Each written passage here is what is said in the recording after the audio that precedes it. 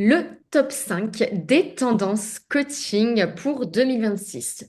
Donc, ce que je vais vous présenter ici, j'ai fait un petit brainstorming le plus complet possible de l'actualité, mais aussi des tendances un petit peu plus larges, hein, qui vont toucher, forcément impacter le coaching et j'ai envie de dire l'accompagnement en général. Donc, les 5 tendances, ensuite les opportunités. Du coup, s'il y a des tendances, ça veut dire qu'il y a des pièges, mais aussi parce qu'on est positive, des opportunités. Donc, quelles sont ces opportunités, comment les saisir? Et puis, je vous ferai un petit point sur les pas que je vous propose pour les saisir maintenant. Alors, pour celles qui ont déjà suivi ma formation, à ce stade-là, vous allez vous dire, oh, bah zut, moi j'ai déjà suivi cette formation. Mais là, je ferai un petit point de présentation, du coup, de ce que j'intègre dans ma formation et qui va pouvoir répondre justement à ces tendances et surfer sur la vague de ces tendances. Donc, on commence tout de suite parce que j'ai un beau petit plan. Tchouk tchouk, curiosité, nous dit Véronique. Très bien, je regardais en même temps vos réponses. Euh, donc, je vais toujours tout de suite commencer avec les tendances. Je vais vous inviter à faire une chose. Si vous avez des questions, posez-les dans le chat. Je vais faire de mon mieux pour y répondre au fur et à mesure. Mon idée, c'est vraiment que tout le monde parte avec des réponses concrètes. Pour les personnes qui vont regarder cette session en replay, eh bien, n'hésitez pas à m'envoyer vos questions, soit en commentaire si vous la regardez sur YouTube, soit par mail si vous la regardez suite à mon envoi de mail à l'adresse, eh bien, vous pouvez l'envoyer à l'adresse contact@capcoachingschool.com. Voilà, et je vous mets l'adresse ici dans le chat en même temps pour les personnes qui sont présentes. Alors, les 5 tendances coaching 2026. Bon, déjà, est-ce qu'on peut faire une petite devinette? À votre avis, est-ce que vous voyez, vous, dans l'actualité autour de vous aujourd'hui, eh bien, quelles sont les tendances? Qu'est-ce qui est en train de bouger? Vous direz que c'est quoi, là, qui en ce moment, eh bien, est en train de, voilà, de nous inviter à un petit renouveau en matière d'accompagnement et de coaching? Allez, quelque chose dont vous entendez sûrement beaucoup parler. Claire, exactement, l'intelligence artificielle. Alors, l'impact de l'IA, très clairement, on ne peut pas l'ignorer. Je vais aller assez vite sur les éléments, on va dire, un peu techniques, mais très clairement, si vous voulez vous démarquer en 2026, réussir dans votre activité de coach, il va falloir apprendre un minimum à utiliser l'intelligence artificielle. Je pense notamment, bien sûr, à ChatGPT en priorité. Il y a plein d'autres outils, mais on va faire simple. L'idée, c'est que l'IA ne va pas vous remplacer, ne vous remplacera jamais, pas d'inquiétude là-dessus, si vous voulez accompagner les autres. Par contre, il va falloir vraiment en faire un outil à son service.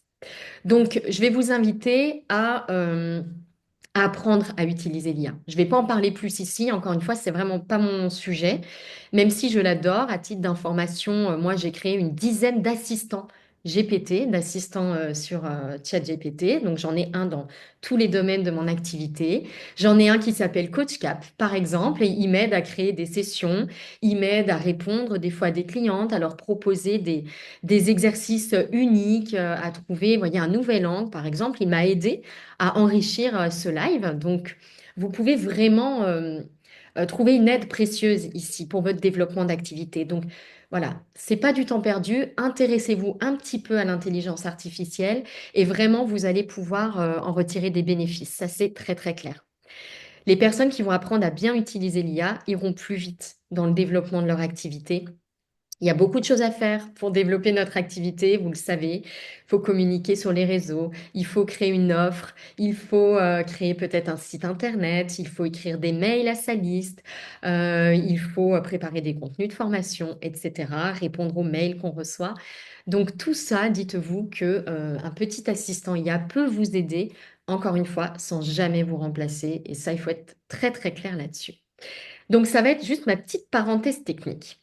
En tout cas, ce que je vois sur l'impact de l'IA, moi, je vois autre chose là-dessus.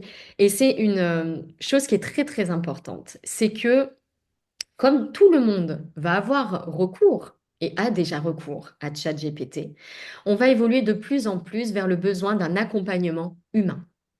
Donc, je suis convaincue qu'en termes d'accompagnement qu'on va proposer aux gens à partir de et dès maintenant, eh bien, il va falloir toujours inclure de l'accompagnement humain. Je crois qu'on ne peut plus se contenter, ça va être de plus en plus le cas, de proposer des accompagnements de type indirect, asynchrones comme des formations toutes faites sans aucun accompagnement. Dans la formation que je propose, là, je fais un petit point pour les personnes qui rejoignent ma prochaine promo, les autres le savent déjà. On explore un peu les différents formats d'accompagnement. Il n'y a pas que le coaching individuel en face à face. On peut accompagner en ligne, on peut préparer plutôt des programmes de formation avec un renforcement coaching, on peut animer des ateliers, des conférences, etc. On peut faire tout un tas de choses. Je crois qu'il va falloir privilégier de plus en plus tout ce qui comprend un accompagnement humain. Et ça m'amène autre chose. C'est que depuis longtemps, une grande majorité de coachs s'abritent un petit peu derrière des outils. C'est-à-dire qu'on a tendance à accumuler les outils. Je vais me former à la PNL, ensuite je me formerai à l'énéagramme, puis la numérologie, puis je me formerai à la sophrologie ou que sais-je, l'human design. On empile un peu des outils, souvent par peur en fait, d'être face à un client et d'être peut-être un peu démuni, un peu perdu. Je crois que ça, de plus en plus, il va falloir le traiter comme un vrai sujet. Vous voyez, de s'affirmer, de s'assumer dans une posture d'accompagnante plutôt que de s'abriter derrière des outils. Parce qu'aujourd'hui, c'est très facile d'aller sur ChatGPT, de lui dire bonjour, tu es un expert en énéagramme qui accompagne depuis 10 ans des coachs. Est-ce que tu peux me faire mon profil énéagramme en me posant 10 questions et d'avoir une réponse. Donc, si on s'abrite simplement derrière des outils, ça va perdre de plus en plus son impact, en fait, notre accompagnement. La vraie tendance ici et la vraie opportunité du coup, c'est vraiment de reconnaître que l'outil numéro un, c'est qui? C'est nous. C'est vraiment nous et ça va l'être de plus en plus. C'est pas l'énéagramme, c'est pas la sophrologie, c'est pas la PNL, parce qu'on peut demander à ChatGPT aujourd'hui de nous créer une séance de sophrologie complète en 2 minutes chrono. Il va mettre que 30 secondes à le faire. Non, ce qu'il faut, c'est vraiment mettre l'accent sur être coach et être soi. Et ce sera d'autant plus vrai demain. Donc c'est vraiment sur vous qu'il faut miser, sur vous qu'il faut capitaliser, voyez, qu'il faut investir en fait. C'est vraiment vous la clé de l'accompagnement de demain et pas tant l'outil finalement que vous allez utiliser. Alors, moi, ce que je fais par exemple dans mon parcours coach et les personnes qui sont passées par là le savent, c'est que sur les on va dire 6 modules de ce parcours coach, vous en avez plusieurs et toute l'étape 1 expérience qui sont consacrées vraiment à développer cette posture assumée de coach qui incarne en fait ce qu'elle propose. Donc le programme expérience, c'est vraiment se connaître soi, ses forces, ses fragilités, soigner ses blessures, etc. Donc vraiment, on apprend à, oui, faire de soi peut-être le plus bel outil d'accompagnement. Et puis, on travaille ensuite beaucoup sur la posture de coach, hein. C'est vraiment être coach, encore une fois, avant même d'aborder les outils. Bien sûr, on aborde aussi des outils parce qu'il ne suffit pas simplement d'être là face à quelqu'un. On est là pour l'aider à vivre une transformation profonde. Mais ce que je veux dire par là, c'est que c'est plus l'outil bouclier, c'est ou l'outil refuge parce qu'on a peur en fait d'être nous face à quelqu'un. C'est d'abord j'assume pleinement ma puissance et ma posture. Et ensuite, j'utilise les outils justes pour provoquer, j'ai envie de dire, ou accompagner une transformation profonde chez celle que j'accompagne. Donc, être coach, ça commence par être soi et ça va être de plus en plus vrai. Voilà, donc on oublie l'accumulation d'outils, on cherche vraiment à se former, nous, à investir sur soi. C'est ce travail approfondi sur soi qui va faire la différence. Et ce sera encore plus vrai demain et encore plus après-demain. Est-ce que déjà ça va pour vous? Cette première tendance-là, ça vous parle? Très bien. Je continue avec les tendances, puis ensuite je ferai un petit récap sur du coup les opportunités à saisir, même si vous allez déjà les deviner hein, pendant cette première partie.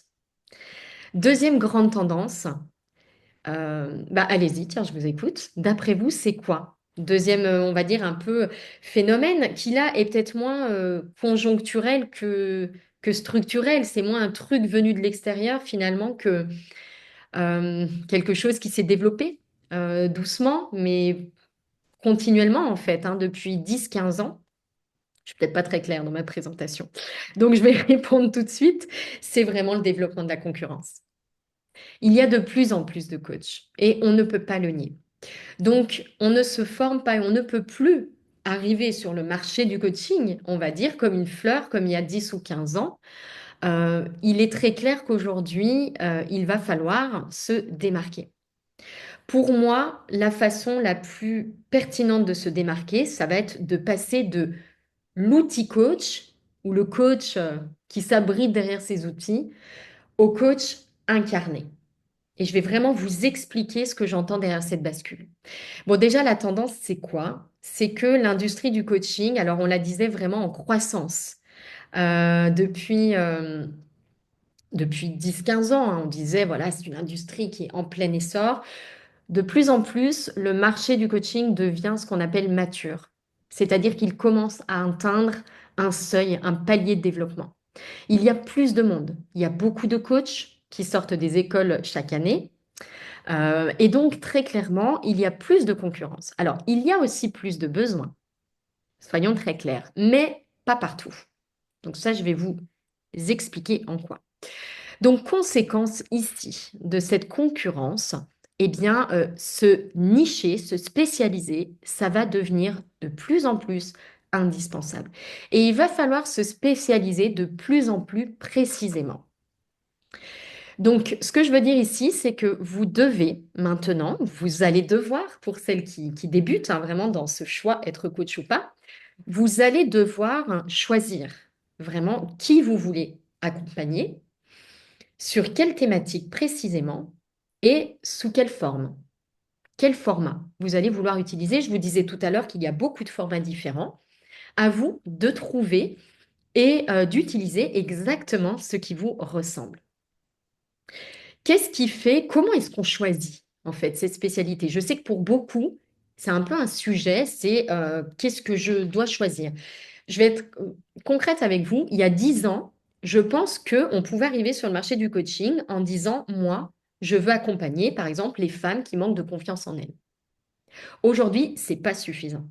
Très honnêtement, ça n'est plus suffisant. Il faut être plus précise que ça, plus clair que ça. Il faut aller beaucoup plus loin. Et comment est-ce qu'on va pouvoir aller plus loin et choisir cette spécialité? Il faut choisir quelque chose qui résonne, quelque chose qu'on va incarner nous-mêmes.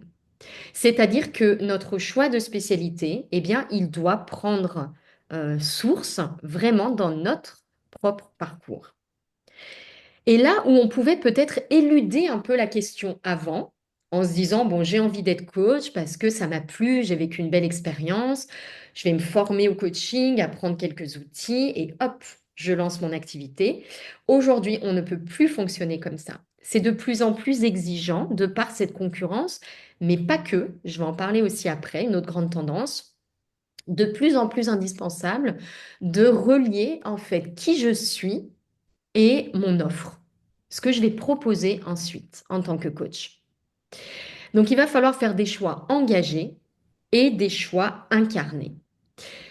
Je crois qu'aujourd'hui, il n'y a plus de place, honnêtement, dans le marché du coaching pour les coachs outils qui accumulent des outils, qui imitent les autres, qui appliquent les mêmes choses que les autres sans faire ce choix justement incarné. Par contre, il y a énormément de place pour les coachs qui, très clairement, raisonnent pleinement leurs propositions. Donc, ce qui va faire la différence aujourd'hui et plus encore demain, c'est à quel point vous incarnez votre coaching.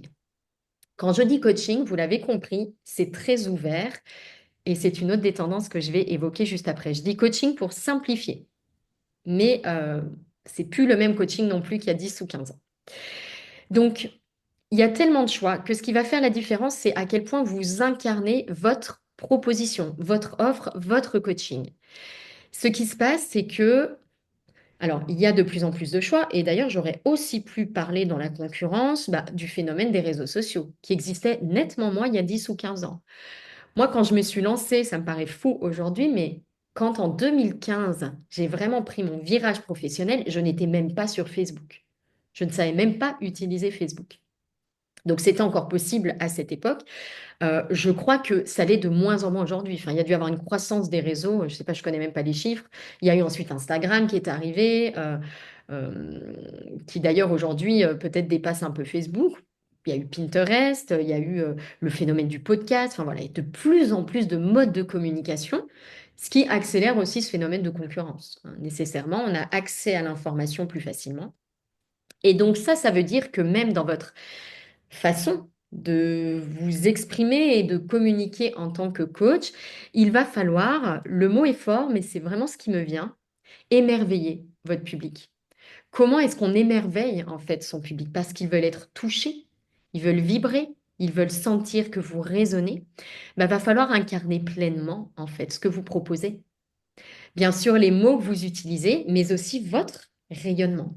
Ce que vous dégagez, ce que vous rayonnez, tout cela, ça va vraiment faire la différence. Et ça va être de plus en plus le cas. Comment est-ce qu'on arrive à ce résultat? Ben, il n'y a pas 36 chemins. C'est faire le lien entre son histoire de vie et l'accompagnement qu'on propose. Donc ce n'est plus je suis intéressée par la PNL, je me forme à la PNL et je fais de la PNL dans mon coaching. C'est vraiment qui je suis moi. Elles sont où mes fêlures? Elles sont où mes forces? Comment est-ce que je lis ça avec l'accompagnement que je vais proposer? Parce que là où je vais impacter, là où je vais toucher les gens, c'est là où pour moi c'est vibrant en fait. C'est là où pour moi il s'est passé quelque chose de vivant. Vous voyez, c'est ça qui va en fait toucher. Et puis j'ai envie de dire, c'est de plus en plus vrai, encore une fois, avec cette tendance intelligence artificielle. Maintenant, les réseaux vont être inondés de trucs un peu bateaux, un peu standards. C'est vraiment à nous, ici, dans ce rayonnement incarné, qu'on va pouvoir faire cette différence. Donc, continuez à faire ce travail sur soi. Voilà, ce travail sur soi, il ne va pas s'arrêter le jour où j'ai mon diplôme ou ma certif de coach. En fait, c'est vraiment une démarche de, j'ai envie de dire, de questionnement et d'exploration continue. Donc ça, c'est vraiment une deuxième très grande tendance dans le coaching et vous l'avez compris, l'accompagnement général. C'est vraiment trouver qui je suis et déposer qui je suis. Et ce rayonnement-là, cette incarnation-là, c'est essentiel. Ça va être au cœur de votre accompagnement, de vos propositions. Si ici, je peux apporter une petite nuance, euh, il n'est pas non plus demandé de devenir une star des réseaux sociaux qui s'expose sous toutes les formes. Moi, je suis très introvertie, par exemple, et je ne suis absolument pas à l'aise avec voilà, faire la star, par exemple, sur les réseaux. Mais l'idée ici, c'est vraiment de vous montrer tel que vous êtes, en fait, parce que c'est exactement qui vous êtes, en fait, qui va toucher votre public. Le monde a besoin de qui vous êtes vous, pas de vous qui essayez de ressembler à telle ou telle personne. J'ai lu une phrase très belle dans un article là hier. C'était si moi j'essaie de vivre la vie des autres, qui va vivre en fait ma vie à moi? Et je trouve que ça c'est vraiment à mettre au cœur en fait de ce choix dans lequel vous êtes, hein, de ce projet que vous êtes en train de construire et de créer. Donc, petite conclusion de cette tendance. Comme il y a de plus en plus de monde, il faut être de plus en plus précise. Et pour être de plus en plus impactante, il faut vous mettre au cœur de votre proposition. Là, vous allez surmonter le phénomène IA, vous allez surmonter le phénomène réseaux sociaux et trop on va dire, de posts et de communication parfois sans âme. Là, vous allez vraiment pouvoir vous distinguer et toucher les personnes qui ont exactement besoin de vous. Pour faire le lien avec le parcours coach que je propose, parce que ça peut sembler un peu abstrait, mais par exemple, moi, dans le parcours coach, je le dis pour celles qui sont là en cours de le suivre très bientôt, il y a ce travail sur le programme expérience qui va permettre justement d'aller au cœur de cette unicité. Et ensuite, pendant le parcours coach, eh bien, je vais vous proposer quelque chose justement dédié à ça, à trouver ce que j'appelle moi son super pouvoir de coach. Souvent, on arrive un peu, je l'ai souvent constaté dans ce parcours coach, mais je pense dans toute formation coaching, un peu en mode je suis trop ceci, je suis pas assez cela, est-ce que je suis assez bien, mais quand même il me manque ça, et j'ai pas fini de travailler sur tel ou tel aspect de mes blessures, etc. Et moi, je propose vraiment un renversement là du regard qu'on porte sur soi, plutôt que de voir tout ce qui nous manque, voir en fait qui nous sommes et tout ce qu'on a déjà traversé. Et on a toutes quelque chose d'unique à déposer, à partager. Et quel que soit notre niveau d'avancement, c'est déjà bien assez. Parce qu'on est déjà en mesure d'accompagner toutes les personnes qui n'en sont pas encore là. Voyez, comme si on voyait notre cheminement sous la forme d'un escalier. Même si je suis à la première marche, je peux déjà accompagner toutes celles qui sont en dessous à accéder à cette marche-là. Donc c'est toujours juste, en fait, dès lors qu'on est authentique et aligné avec soi. Voilà. Donc ça, c'est vraiment pour moi la deuxième grande tendance qu'on ne peut pas ignorer dans l'accompagnement et le coaching, cette concurrence de plus en plus importante et le fait que c'est aujourd'hui plus trop un marché en croissance, mais un marché qui devient mature. Donc ça, il faut vraiment qu'on en tienne compte. Ça va, c'est clair pour vous, cette deuxième tendance? Ça ne vous désespère pas, ça ne vous déprime pas trop? Alors, on continue avec la troisième tendance. Ah oui, pour moi, celle-là, elle est tellement importante. Je vais donner un petit titre, c'est du coaching problème au coaching de l'âme. Ce que je veux dire ici, c'est que le coaching a largement évolué aujourd'hui, mais il a évolué parce que les besoins ont évolué.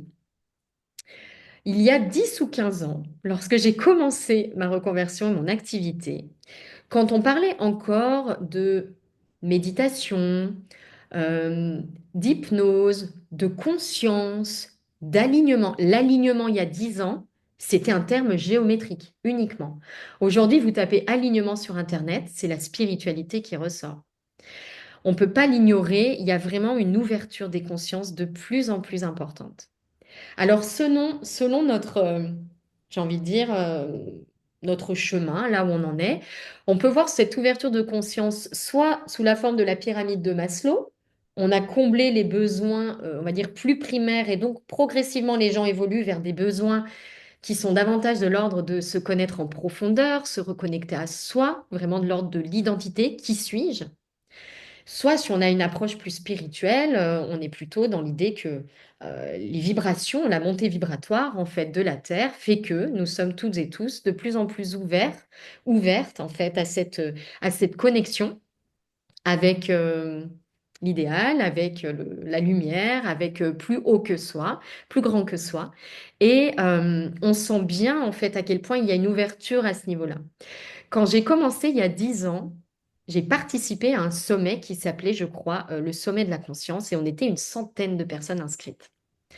Il y a un an ou deux, ce sommet de la conscience, c'était plusieurs dizaines de milliers de personnes inscrites.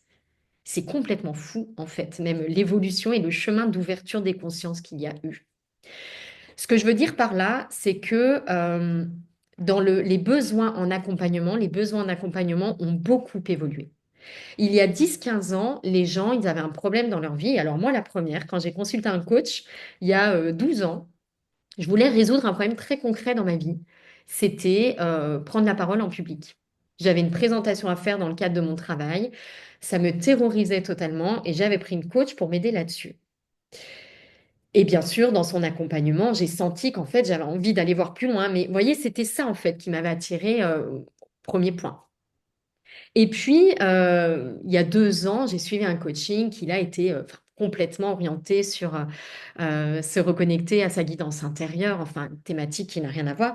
Et je me rends compte, en fait, à quel point, il y a 10, 15 ans, le coaching était davantage orienté sur résoudre un problème. J'arrive avec un problème, on détermine un objectif et on trouve des moyens d'atteindre cet objectif. Et à quel point aujourd'hui, en fait, le besoin des gens est bien au-delà, bien différent. Parfois, le besoin est complètement affirmé de se reconnecter à soi. Et parfois, on creuse un tout petit peu le problème dans la première séance de coaching et on s'aperçoit qu'en fait, le besoin, c'est vraiment quelque chose de plus profond que le problème qui est évoqué. On est vraiment passé du coaching problème à ce coaching de l'âme. Ce que je veux dire par là, c'est que, je vous disais, il y a une énorme concurrence entre les coachs, mais il y a aussi une croissance des besoins. Sauf que les besoins, ils n'augmentent pas partout de la même façon. Il y a une énorme croissance des besoins en ce qui concerne un coaching et un accompagnement sur cette quête de reconnexion, de sens profond de notre vie. Quelle est ma mission de vie? À quoi je sers? Qui je suis? Et en fait, on tire un tout petit peu le fil du problème avec lequel la personne arrive à nous et on s'aperçoit que la problématique est beaucoup plus profonde. Ce que je veux dire ici, c'est qu'il est, à mon sens, indispensable de se former sur justement ces thématiques plus profondes. Sinon, d'une part, on ne répond pas pleinement aux besoins de la personne qu'on accompagne. Et d'autre part, je dirais même que, à mon sens, ça peut être dangereux. Parce que, on est là formé pour, avec quelques outils, aider à résoudre un problème. Et on se retrouve avec une problématique qui est entre le spirituel et le matériel, quelque chose qui touche profondément à nos différents corps, donc physique, mental, les pensées, émotionnelles, mais souvent au-delà même. Vous voyez, on aborde des thématiques énergétiques et puis parfois vraiment spirituelles. Et donc, à mon sens, ça peut être très dangereux, je dirais, ou en tout cas, il peut y avoir beaucoup de dérives, à finalement se former à une forme de coaching assez terre à terre, puis à se retrouver en fait avec ces problématiques qui remontent et pour lesquelles on n'est pas armé.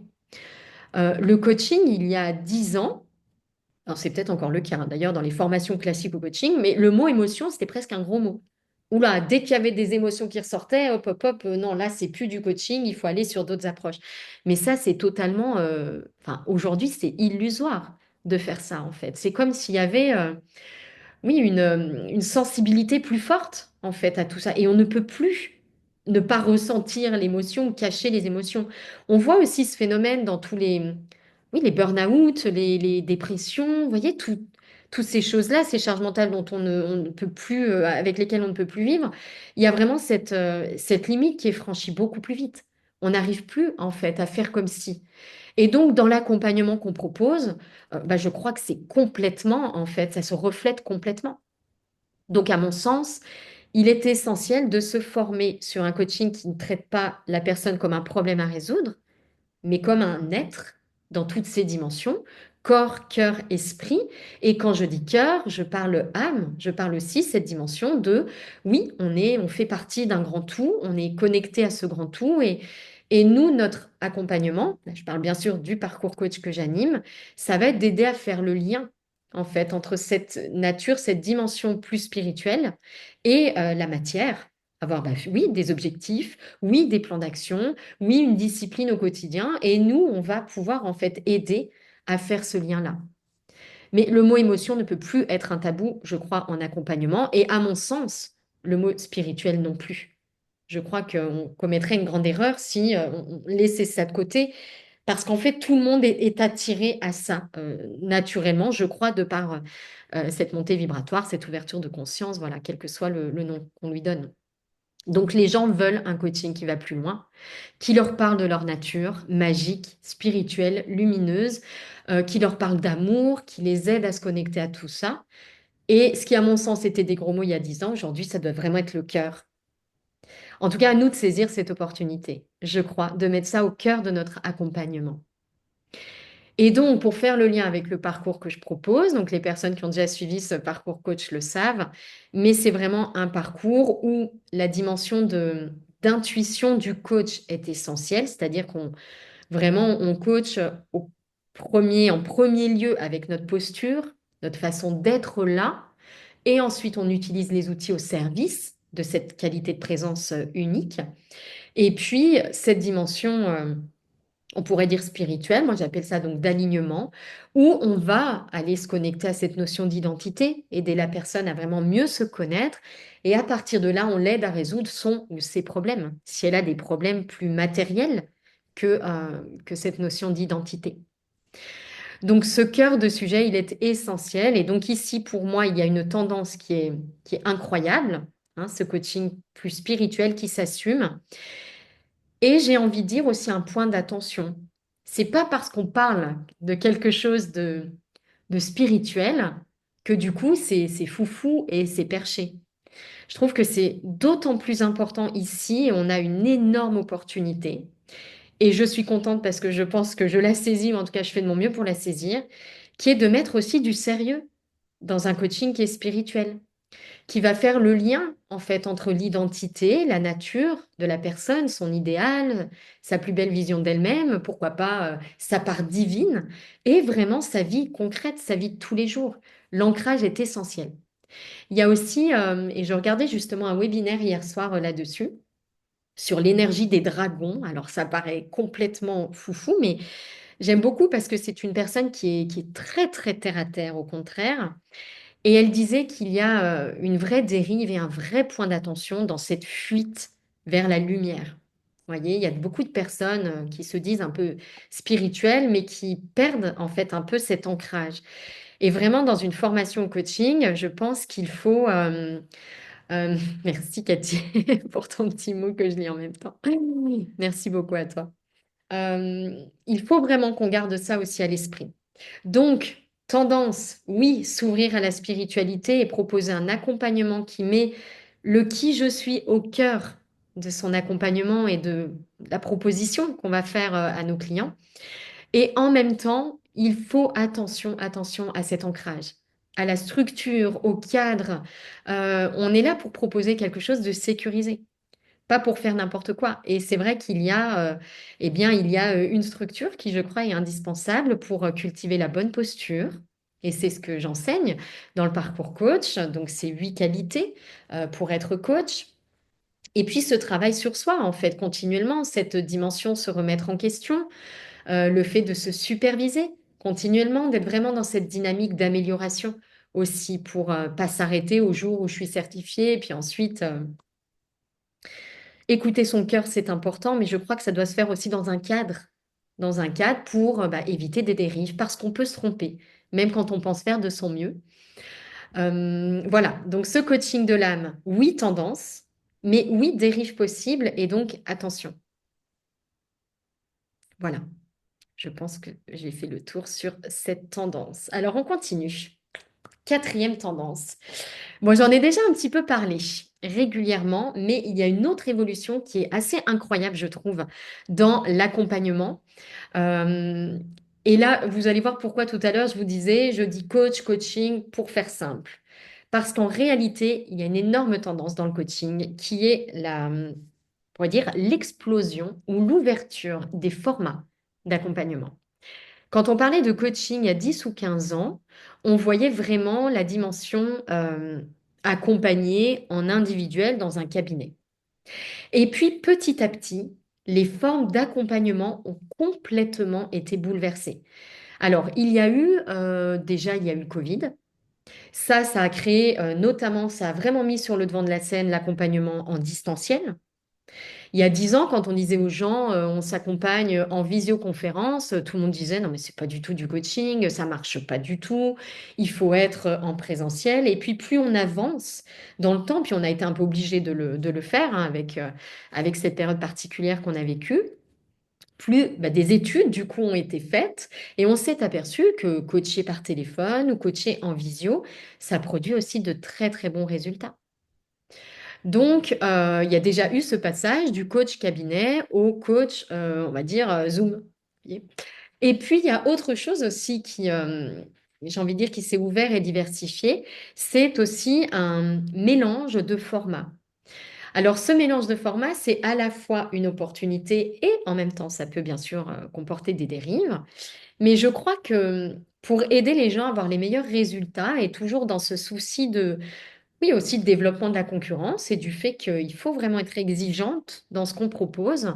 Eh bien, il y a eu une diversité de propositions. Donc, de plus en plus, on a des personnes qui ont proposé, par exemple, un coaching vraiment individuel toutes les 3 semaines et entre les deux, un petit module à suivre ou des exercices à suivre. Puis, on s'est retrouvé finalement dans un format un peu hybride entre coaching et formation. Et puis, on s'est rendu compte d'une autre chose, c'est que le développement personnel, c'était bien, mais que le collectif, ça joue aussi un rôle énorme. Un effet miroir, on en parle beaucoup, et puis on a pas mal oui, de pratiques de coaching en collectif. Donc là, on s'est rendu compte que l'individuel, ça a sa place, puis le collectif, ça peut l'avoir aussi.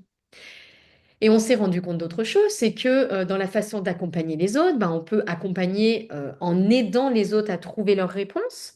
J'ai envie de dire que ça, c'est le coaching pur à la base, la maïotique. Et puis, on peut aussi accompagner les autres en transmettant des ressentis, en transmettant ce qu'on a nous-mêmes traversé. Et donc, on se retrouve une fois qu'on additionne un peu toutes ces sous-tendances avec un coaching aujourd'hui qui est vraiment multifacette. C'est-à-dire que on peut accompagner donc présentiel, distance, téléphone, individuel, collectif, petit groupe ou grand groupe. On peut faire du coaching, on peut faire de la transmission, sous la forme de livres, de modules de formation, de conférences. On peut animer des ateliers. Enfin, là, on s'aperçoit qu'au lieu d'une seule façon d'accompagner les autres, on en a 15, 20, 25, et probablement que ça va continuer à se diversifier encore, hein. Je ne suis pas devin, mais j'imagine qu'il y aura encore voilà, d'autres choses qui vont arriver dans les années qui viennent. Donc, ce que je veux dire ici, c'est qu'il y a de plus en plus de formats, et ça nous ouvre une opportunité fantastique. C'est qu'on va pouvoir, en fait, alors à la fois une opportunité et en même temps on peut s'y perdre, c'est qu'on va être amené chacune, je vous invite vraiment à le faire, à choisir exactement la formule, le mix qui vous ressemble pleinement. Moi, je vais vous dire une chose, si le coaching était resté ce qu'il était il y a 10 ans, quand je suis allée voir pour la première fois une coach en cabinet en individuel, moi, j'aurais pas tenu 2 semaines en faisant ce qu'elle faisait. C'est-à-dire enchaîner des clientes dans un cabinet en présentiel, je n'aurais pas tenu 2 semaines. Et donc, l'opportunité qui est incroyable ici, c'est que les personnes qui sont hypersensibles, qui s'orientent vers le coaching, et elles sont de plus en plus nombreuses. Hein, je crois que les personnes qui sont coachs et principalement coach sur ces thématiques, coaching de l'âme, de l'être, plus spirituel, vraiment développement personnel, doivent être à 99% des personnes hypersensibles. Et il est d'autant plus important pour nous hypersensibles de trouver le bon format qui respecte aussi nos besoins, qui nous permet de préserver notre énergie. Et donc ça, c'est une opportunité incroyable qu'on a là. Et donc, surfons encore une fois sur cette tendance, ce multiformat. Alors, je le disais tout à l'heure, euh, je le disais, alors oui, autre opportunité que ça ouvre, hein, c'est qu'on n'est plus obligé d'accompagner seulement en local. Grâce à ce distanciel, on peut ouvrir en fait notre rayonnement au-delà de son environnement proche. Et ça, c'est une opportunité aussi qui est incroyable. Et donc, qu'est-ce que je voulais dire ici? Et j'ai perdu mon petit fil.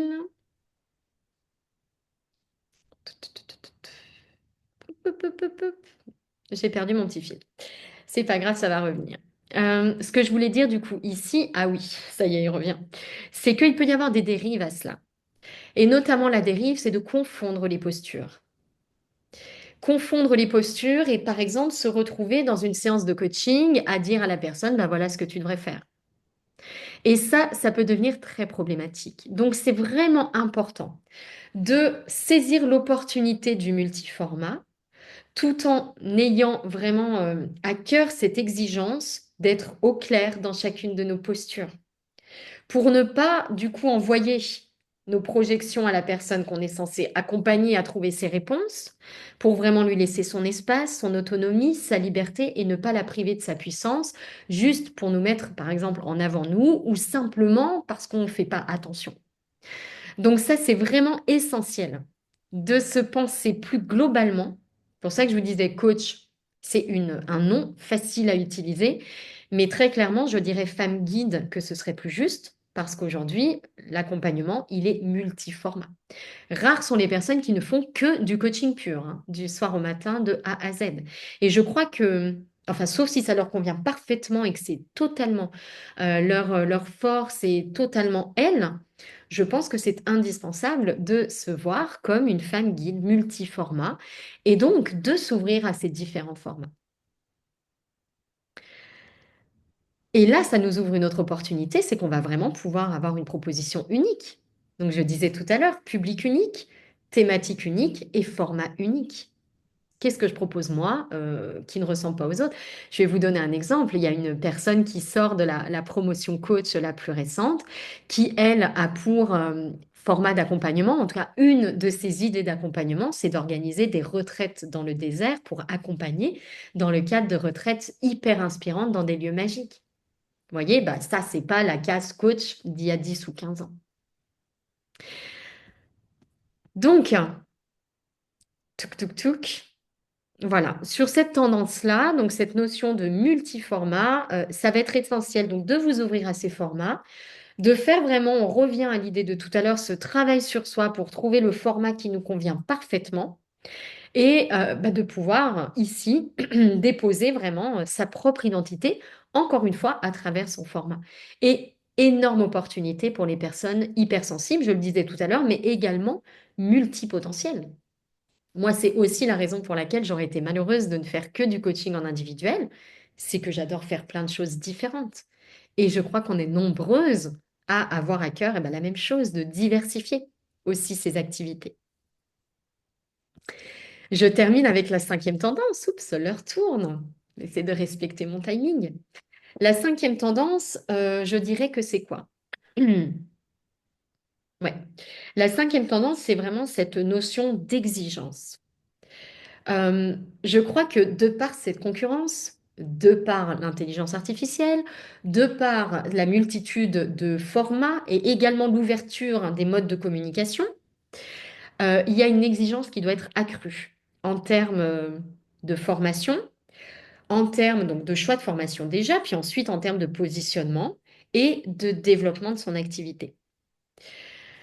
Ce que je veux dire par là, c'est que il faut être, bon, vous êtes probablement perfectionniste et c'est parfait. Mais cette exigence, elle va intervenir à tous les stades. Par exemple, dès le choix de sa formation. Il y a une dizaine d'années, quand j'ai voulu me former au coaching, il y avait des formations sur Internet pour devenir coach pour 67 euros. Ça existait. Très clairement, ça marchait peut-être à l'époque, j'en suis pas convaincue. En tout cas, aujourd'hui, je peux vous garantir que ça ne fonctionnera pas. Donc, dès le choix de sa formation, je pense que c'est essentiel d'être exigeante, d'aller chercher une formation qui, par exemple, nous met au contact de coachs qui ont réussi, nous met aussi au contact d'entrepreneurs qui ont réussi. Je crois que c'est normal et indispensable d'exiger des références quand on veut s'engager dans une formation de coach aujourd'hui. Donc des formateurs qui sont coachs et entrepreneurs et pas juste formateurs, parce que les personnes de qui on va être au contact, elles vont nous transmettre, vous le savez, on le dit, on est la moyenne des 5 personnes qu'on côtoie le plus, elles nous transmettent leur énergie, hein. Si vous êtes formé par quelqu'un qui n'a jamais exercé le coaching et encore moins créé son entreprise, bon bah très clairement en termes de dynamique, de posture de coach et d'entrepreneur aligné, on va pas être top. Si en revanche, vous êtes formé par quelqu'un qui sait ce que c'est qu'une offre alignée, qui peut vous parler d'éthique, qui connaît les réseaux, la communication, puis juste qui a réussi en fait dans le coaching, la différence, elle est énorme. Ça paraît logique et être du bon sens, mais voilà, encore faut-il le dire. Il y a aussi autre chose que je trouve très important, c'est d'avoir des vrais parcours des personnes qui sont devenues coach, de la formation que vous allez choisir. C'est pour ça d'ailleurs que j'ai créé ma page portrait de coach et les coachs que j'ai accompagnés, que j'ai formés le savent. C'est vraiment important de voir des exemples concrètement. Donc, c'est des histoires de femmes qui avant n'étaient pas coach, avaient des doutes, un syndrome de l'imposteur, comme nous toutes, et puis qui ont osé franchir le pas et qui ont créé ou sont en train de créer leur activité. Et ça, je pense que c'est essentiel de pouvoir être au contact d'histoires comme celle-ci. Et puis, j'ai envie de dire qu'il y a une autre exigence qui est peut-être la plus importante, ou allez, ouais, je dirais quand même la plus importante, c'est se distinguer par ses compétences d'entrepreneur. Être coach en 2026, c'est être entrepreneur. Je sais que des fois, ce mot fait un peu peur, mais c'est vraiment indispensable. Vous prenez la casquette de coach, à l'intérieur, il y a la casquette d'entrepreneur. Et on ne peut pas juste vouloir être coach sans aborder ces dimensions-là. Il va falloir se distinguer par des compétences entrepreneuriales. Mais rassurez-vous, tout le monde peut les apprendre. Vraiment. Moi, j'ai été fonctionnaire pendant 14 ans et je vous le disais, quand je suis devenue coach, j'avais même pas Facebook, j'avais même pas d'ordinateur. C'est mon mari qui m'avait offert mon ordi pour mon anniversaire, juste avant que je crée mon blog. Vous pouvez l'apprendre, en fait, tout ça. Apprendre à communiquer, apprendre les réseaux, apprendre un site internet. Vous avez ChatGPT aujourd'hui, je vous l'ai dit. Vous pouvez créer des assistants, créer un assistant sur chacun de ces sujets en lui disant qu'il est expert et il va vous aider à chaque étape. Par exemple, je trouve que c'est essentiel vraiment d'aller au contact d'entrepreneurs. Alors moi, dans le parcours coach, je le fais puisque c'est moi qui forme les coachs que je forme et j'ai créé mon entreprise, j'en ai même créé plusieurs. Je ne parle pas forcément beaucoup de mes résultats en tant qu'entrepreneur et Mais j'ai fait partie de grands masterminds, parle de mastermind, peut-être vous savez ce que c'est, où on investit très très cher pour être au contact justement de personnes qui ont atteint ce qu'on aimerait atteindre. Moi, j'ai fait partie de plusieurs masterminds avec des budgets entre 12 et 25 000 euros par an d'investissement. Donc, vous voyez, c'était quand même, et notamment quand j'ai commencé, c'était des gros investissements hein, pour moi. Mais c'est très clairement ce qui m'a permis de faire x10 sur mon projet de départ. Moi, mon projet de départ, quand j'ai commencé, je voulais gagner 1500 euros de chiffre d'affaires. Les 2000 euros de chiffre d'affaires. Je faisais mes petits calculs, je me disais, allez, en me serrant la ceinture, etc., ça va passer. Et du fait d'avoir participé à des salons, été au contact d'entrepreneurs qui ont réussi, fait partie de mastermind, etc., ça m'a permis de faire x10, x20, x30 en fait sur ces résultats. Ce que je n'aurais pas du tout pu faire si dans mon parcours, je n'avais parlé avec aucun entrepreneur. Très clairement, jamais j'en serais arrivée là. Donc ça, c'est absolument essentiel pour vous d'être au contact d'entrepreneurs. J'ai rajouté dans ma promotion coach 2026 et celles qui ont fait partie des promotions précédentes ne vont pas être contentes parce que c'est tout nouveau. Mais j'ai vraiment eu à cœur d'ajouter une dimension plus importante sur l'entrepreneuriat. Déjà parce qu'en fait, j'adore ça. Moi, j'ai envie de dire, j'ai trois casquettes, celle de exploratrice de l'être, donc vraiment cette notion d'introspection. Ensuite, la deuxième, c'est la transmission, coaching, formation. Et la troisième, c'est ce jeu de l'entreprise que j'adore. Je l'aime pourquoi? Parce qu'en fait, je me suis rendu compte à quel point c'est un miroir très puissant de tout ce que j'ai pas résolu en moi. Donc, ça peut être déroutant, ça peut nous énerver. On peut se dire, oh, c'est vraiment pas fait pour moi de vendre et le marketing, etc. Ou alors, on peut se dire, bah, qu'est-ce que j'ai à apprendre de ça? Tiens, et là, si je regardais dans le miroir plutôt que d'essayer de le détourner. Et là, je me rends compte que bah, si j'ose pas vendre mon offre, c'est parce qu'il y a encore des choses à débloquer. Et si j'ai du mal à mettre un tarif, bon, le premier tarif que j'ai proposé pour mon programme, c'était 10 euros par mois. Et quand j'ai été dans mon premier mastermind, on m'a dit, mais c'est n'importe quoi ce tarif, en fait. Et je voyais que tout le monde proposait des choses beaucoup plus haut de gamme. Et je m'étais dit, bon, allez, j'avais commencé par multiplier par deux, et puis ensuite un peu plus, en ajoutant de la valeur. Mais vous voyez, vraiment en prenant conscience de toutes ces limites et de toutes ces barrières que je me mettais. Et je ne pouvais pas vivre à 10 euros par mois, hein, très clairement, ça ne marchait pas. Mais c'était dur, en fait, pour moi, qui avait toujours été fonctionnaire, de fixer aussi un tarif. Bref, aller au contact d'entrepreneurs et vraiment de ces compétences entrepreneuriales. Elles vous apprendront énormément sur vous.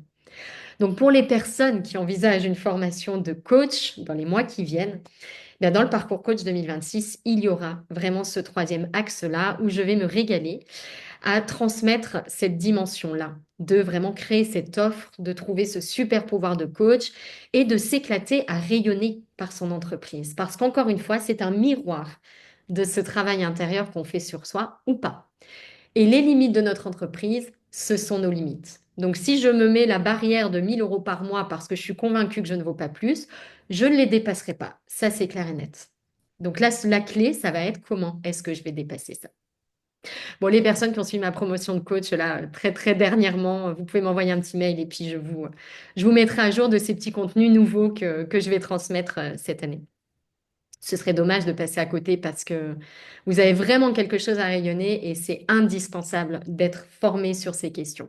Et là, ce que je partage, c'est vraiment, j'ai envie de dire, 10 ans de mastermind, de formation, de livres auprès des plus grands web marketeurs américains, français, etc. Je me suis beaucoup amusée à faire ça, donc ça va vous faire gagner énormément de temps. Et puis, j'ai envie de dire qu'il y a un autre élément d'exigence qui est de vous remettre continuellement en question. Je l'ai déjà dit tout à l'heure, je le redis ici. Dans mon parcours coach, je vais notamment vous apprendre à vous superviser vous-même. Parce que c'est pas parce que j'ai une certification que hop, je suis la meilleure des coachs et que je n'ai plus rien à apprendre. Le travail intérieur continue et l'auto-analyse de sa pratique, elle doit continuer aussi, très clairement. Aujourd'hui, je propose pas, moi, de supervision individuelle après le parcours coach. Par contre, j'en propose pendant le parcours coach et ça, honnêtement, ça vaut de l'or. Si vous êtes au stade de choisir votre formation, vérifiez que votre formation de coach, elle intègre des supervisions individuelles parce que bien souvent, ce n'est pas le cas. Et honnêtement, transmettre juste de la théorie pour ensuite laisser des personnes accompagner les autres, pour moi, c'est aberrant. Il faut de la pratique et il faut de la supervision. Donc vraiment, que votre formatrice coach regarde vos pratiques et vous dise exactement là où vous devez vous améliorer. Et il faut être exigeante vraiment avec ça. Voilà, voilà. J'ai terminé avec les 5 tendances et oups, j'ai déjà grignoté d'1 minute. Donc juste si je dois résumer les 5 opportunités, je ne sais pas s'il y en a 5, mais savoir utiliser l'intelligence artificielle. Alors, allez voir, renseignez-vous un petit peu et vraiment intéressez-vous à ce sujet, vous avez beaucoup à gagner.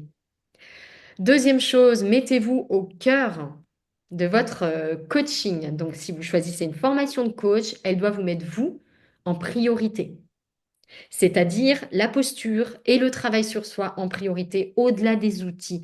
L'outil, c'est juste la petite cerise sur le gâteau. Mais le gâteau, c'est vous et votre posture de coach, être soi. La troisième opportunité, c'est une fois que vous êtes au clair avec vous-même, ça doit devenir le cœur de votre proposition, de votre accompagnement.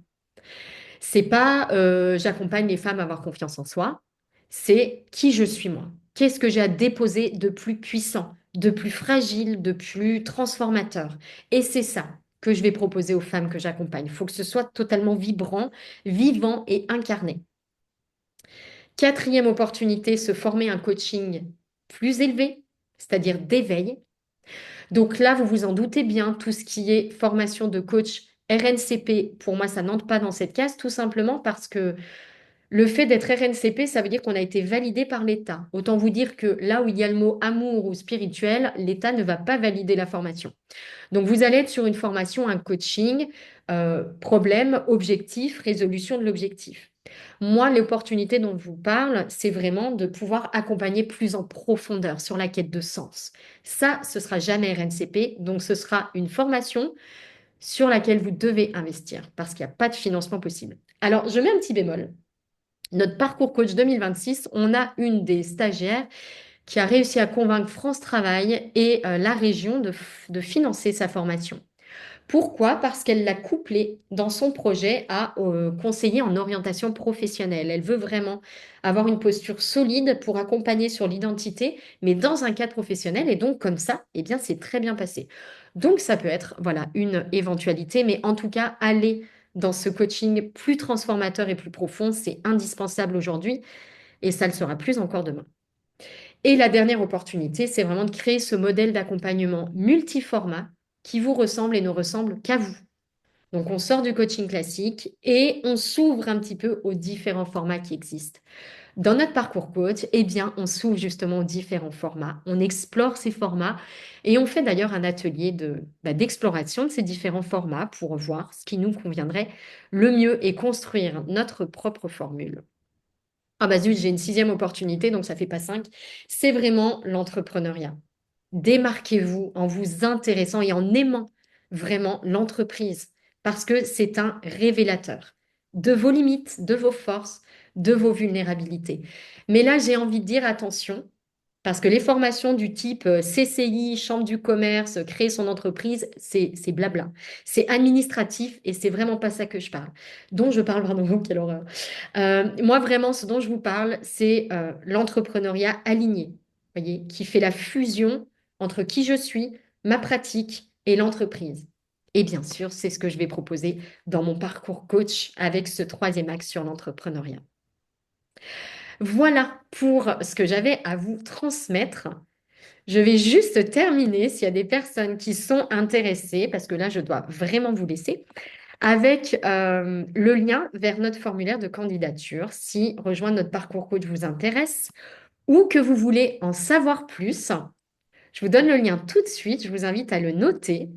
Et puis, eh bien, je vous quitte ici et j'espère que ça vous a plu et que ça a répondu à vos questions. Voilà. Est-ce que vous voyez le lien là vers le formulaire de candidature? On a eu encore une inscription juste avant ce live, donc si vous êtes intéressé, ne tardez pas parce que les places sont très limitées. Il y en aura 15, pas plus, dans la promotion. Et même si je peux en mettre au moins, je le ferai pour vraiment garder une très très belle énergie. Et comme c'est moi qui vous accompagne en direct, eh ben, j'ai aussi envie d'être disponible pour chacune. Voilà. Donc les places ne sont pas illimitées. Est-ce que c'est OK pour vous? Merci beaucoup à toutes pour votre présence. Je vais clôturer l'enregistrement pour celles qui ont regardé le replay.